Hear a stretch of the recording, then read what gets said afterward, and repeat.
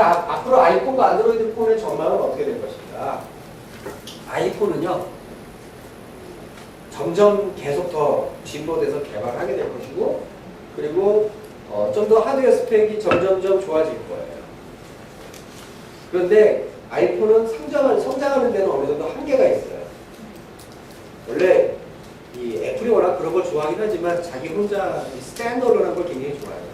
그러다 보니까 혼자 놀아요. 안드로이드는 이게 연합 세력이에요. 그래서 일본군과 연합군의 싸움이라고 할까? 예전에 태평양전이라고 했겠죠. 그런 분위기예요.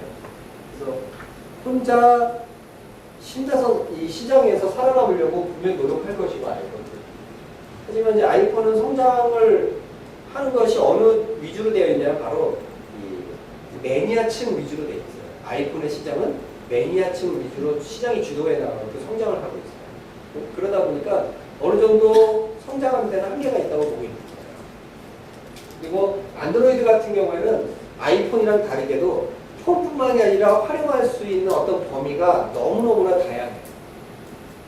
그래서 이 아이폰에 비해서 안드로이드 폰의 시장이라든가 보급률 같은 경우에는 아이폰을 훨씬 더 넘어설 것이다 라고 하는 게 전체적인 이 분석 애널리스트들의 의견이고요.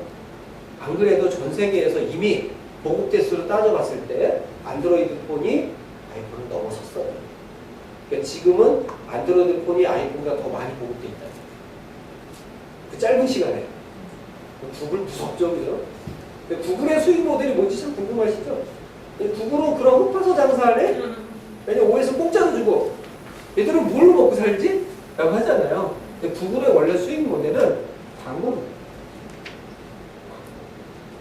자신들이 광고 시장을 가지고 그 광고 모델을 가지고 수익을 발생하는 거예요. 그리고 또 한 가지가 구글이 지향하고 있는 것은 바로 뭐냐? 클라우드 컴퓨팅이라고 합니다. 그래서 구글의 결국은 롱 타임의 어떤 모델을 제시를 했을 때 보고 있는 게 여러분들이 클라우드 컴퓨팅이라고 하는데 클라우드 컴퓨팅을 통해서 어떤 분산과 통합, 데이터의 통합이 이루어져 있는 여러 가지 서비스들을 보시겠습니다.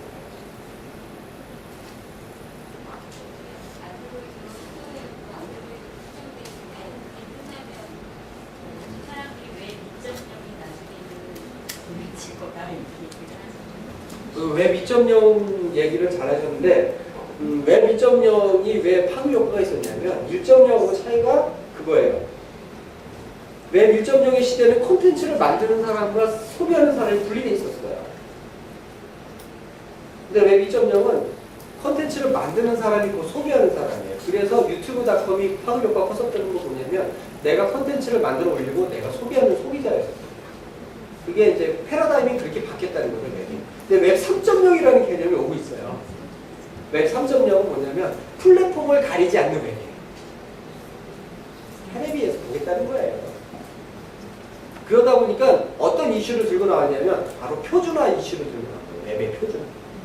3.0은 웹의 데이터의 표준화, UI의 표준화, 뭐 이런 여러 가지 표준화 이슈들이 있어요. 그거를 해결하고자 하는 노력들이 웹 3.0.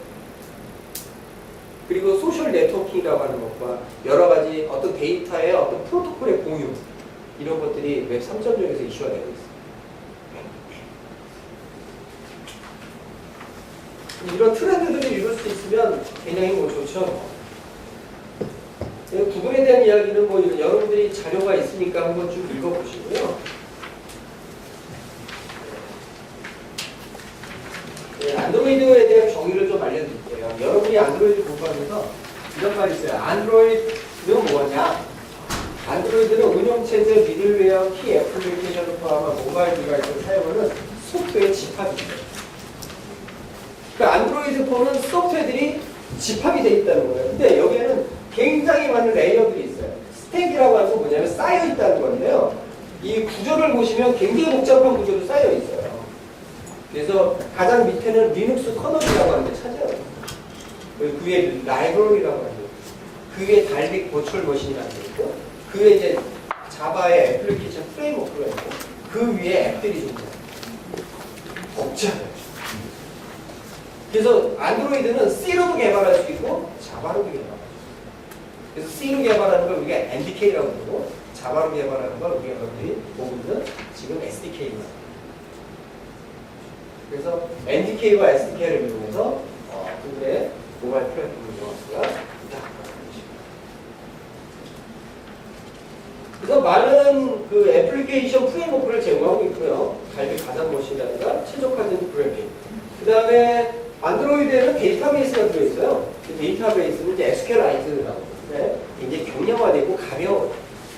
굉장히 가볍지만 또 굉장히 빨라요. 여러분 그 핸드폰의 가장 큰 프로블렘이 뭔지 아세요? 데이터베이스 용량의 제한. 그래서 여러분 핸드폰에 여러분들이 전화번호를 저장하시잖아요. 몇 명까지 되는지 세보셨어요? 최대? 그렇게 많은 사람이 주변에 없죠? 999명. 예, 1000명이 내 아는 사람이 1000명이 되기 시작하면서부터 한 명씩 지워나가야 돼요. 인간 정리를 하면서 해야 돼요. 그게 지금 모바일 폰의 그 한계예요. 근데 스마트폰은 그렇지 않아요. 지울 필요 없어요. 그래서 누가 제일 좋아하냐면 목사님들이 제일 좋아해요. 교인이 2000명인데 2000명 만나는 사람이 2000명인데 999명밖에 안 된다고 생각해보세요. 괴롭죠. 누가 전화했는지 몰라요. 집사님 누구세요? 그래서 네, 그런 문제가 없어요. 데이터베이스 용량이 커졌기 때문에. 그 다음에 이제 다양한 미디어가 지원이 되기 때문에 여러분들이 방송 콘텐츠, 교육 콘텐츠 같은 걸, 비디오 같은 걸 통해서 스트리밍으로 많은 서비스를 할 수가 있어요. 또한 블루투스, 3G, 와이파이, 카메라 뭐 이런 게 다 되거든요. 블루투스가 요즘 요게 블루투스를 이용해서 뭘 개발하고 있냐면 스마트키라고 하는 걸 개발하고 있어요. 많은 자동차 회사들이. 스마트키 아시죠? 스마트키 자동차 문 열고 시동 걸고 그러잖아요. 스마트키를 하려면 키를 하나 또 들고 다녀야 되잖아요. 그것도 귀찮은 거예요. 그냥 여기다 넣어주겠다. 앱을 깔면 이걸로 앱으로 문 열고 앱으로 시동 켜고 차에 문제 생기면 앱으로 보고 받고 엔진의 상태는 앱으로 보고 아유 이거 오일이 가세네 모자라네. 이 앱이 알려줘요. 너무 재밌지 않아요? 스마트폰 잊어버리면 스마트폰 새로 사갖고 등록해놓으면 되는데. 그쵸? 차 못 타고 다니는 거 그때까지는요? 물론 예비키 같은 거 갖고 다녀야죠. 집에 예비키 있어야죠. 이걸로만 목숨 걸면 안 되죠. 이건 평상시에 편하게 살자고 하는 거고요. 네. 그래서 이런 하드웨어적인 좀 의존적인 부분들이 좀 많이 있고요. 그 다음에 개발 환경이 굉장히 풍부한데 여러분들은 개발하면서 스트레스를 받는 환경이 됐어요. 안드로이드 특징은 개발 환경이 풍부하다고 돼 있어요. 왜 그러냐면 이클립스가 되게 좋은 툴인데 문제는 웬만한 시스템에서는 잘 감당하기 어렵다는 거예요. 이클립스가 워낙에 무거운 환경. 설치하고 돌리려면 스트레스 마땅해요. 그래서 여러분들이 권해드리는 시스템에 어느 정도 수준이 있는데요. 일단 CPU는 2개 정도 달려있는 거 쓰시고요. 메모리는 최소 3기가 이상 쓰시고요. 네. 그 이하의 컴퓨터에 사시면 이제 스트레스 받으실 거예요. 특히 이클립스가 워낙 그래요. 왜냐면 프로젝트를 컴파일할 때가 뭐 하나 저장할 때마다 다시 컴파일을 해요. 그래서 되게 무거워요. 이클립스가 대신에 편해요. 점만 찍으면 쏟아지거든요. 그거 해주려고 이렇게 무거워진 거예요.